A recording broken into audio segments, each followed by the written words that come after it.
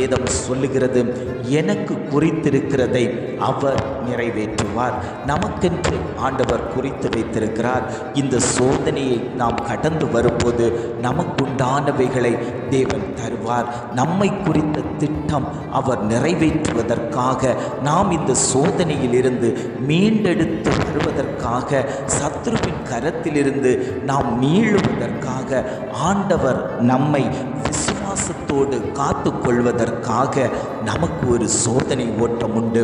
அந்த சோதனை ஓட்டத்தை நாம் ஜெயித்து வெளியே வரும்போது அவர் நமக்கு குறித்திருக்கிறதை நிறைவேற்ற சர்வ வல்லமை உள்ள தேவனாய் அவர் காணப்பட்டு கொண்டிருக்கிறார்.